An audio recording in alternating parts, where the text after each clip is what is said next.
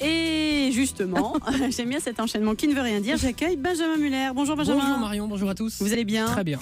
Alors vous allez illustrer les conseils de Gilles-Marie Vallée pour réussir son éducation bienveillante. On le rappelle, le but étant donc d'élever ses enfants sans élever la voix. Oui, ce qui en conviendra n'est pas toujours simple de ne jamais gueuler un bon coup, même si c'est vrai, après avoir hurlé, on se sent généralement un peu bête. Exemple avec cette maman de 2 enfants qui s'appelle Marie-Ange, filmée ici par cette merveilleuse émission de NT1 qui s'appelle Super Nanny.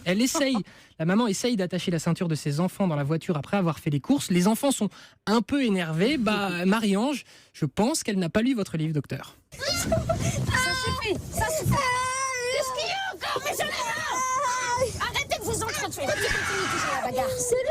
Pourquoi tu continues toujours la bagarre? J'en peux plus de ces deux-là, j'en peux plus. C'est malin, tout le monde nous regarde maintenant, tout le monde.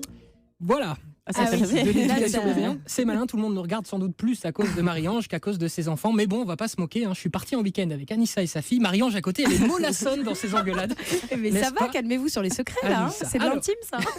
Docteur Vallée, j'ai lu toutes vos règles d'or et j'ai même essayé de les appliquer. Ça fait 1 semaine que je n'ai pas élevé la voix à la maison. Pour l'instant, ça tient. Vous compensez au bureau. Absolument. C'est vrai. À la maison, pour l'instant, ça tient à peu près, mais je sens que je vais bientôt craquer. Vous savez, en particulier quand il est 8h22, que vous devez être à l'école à 8h30, que vos enfants jouent à se balancer leurs chaussures, tout en hurlant dans l'entrée chez vous, que vous-même n'êtes pas totalement prêt. Et là, l'un des deux envoie dans la tronche de son frère ses chaussures. Du coup, les deux hurlent, les deux pleurent. Il est 8h24, mais zen, undo stress, je déstresse. Pas d'inquiétude, éducation bienveillante. Alors, dans les règles de base, vous dites...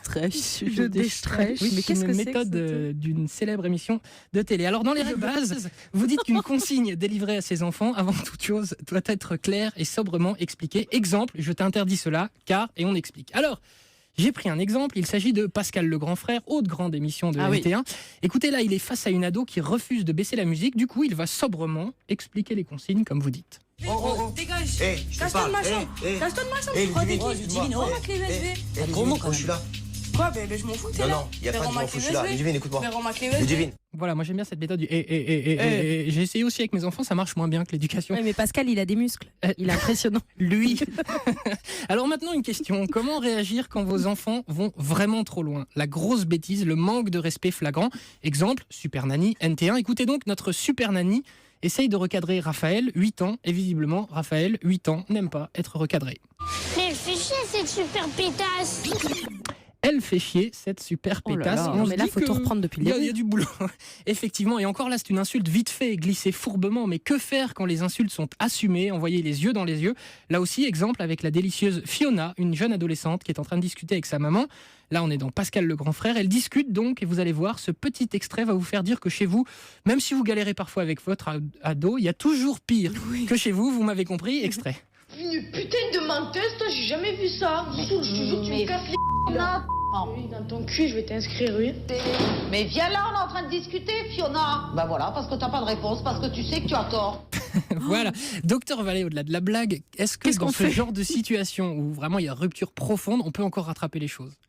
Oui, bien sûr qu'on peut rattraper les choses. Alors évidemment que plus on va prendre les choses tôt, c'est-à-dire que si c'est dans l'enfance qu'on va mettre en place cette éducation bienveillante, ce sera effectivement beaucoup plus facile à l'adolescence. Là, les situations adolescentes sont toujours complexes, c'est-à-dire que viennent s'ajouter aux troubles liés à l'adolescence, effectivement, des dysfonctionnements éducatifs qui s'expriment ici. Là, je pense qu'effectivement, il faut sanctionner, il faut effectivement toucher là où ça peut toucher le plus l'adolescent, ce qui justement ne veut pas dire passer par le corps. Au contraire, je pense que là, avec un adolescent, il faut surtout éviter tout ce qui sera châtiment corporel et plutôt toucher à des choses comme le portable, l'ordinateur, les sorties.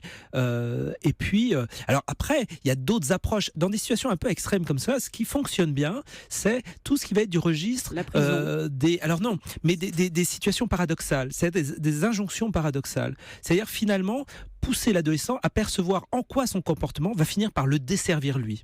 Un exemple un peu concret que je donne souvent, c'est par exemple cet adolescent qui laisse traîner ses affaires, qui refuse de laver de mettre son linge sale dans le bac à linge, et tous les jours on bataille, il fait pas son lit, tous les jours on bataille. L'idée, c'est d'utiliser ce que j'appelle le sabotage bienveillant. C'est-à-dire que il veut pas mettre son linge sale au linge sale, c'est pas grave. Je suis une maman bienveillante, donc je vais ranger les choses. Donc je range les slips sales avec les slips propres, les chaussettes sales avec... Au bout d'un moment, l'adolescent, il va en avoir assez d'avoir effectivement de ne pas savoir ce qu'il va mettre le matin parce que le linge sera pas propre, etc. De même qu'effectivement, le lit n'est pas fait. C'est pas grave. Je replie délicatement la couette en ayant saupoudré un peu de biscotte ou des choses effectivement.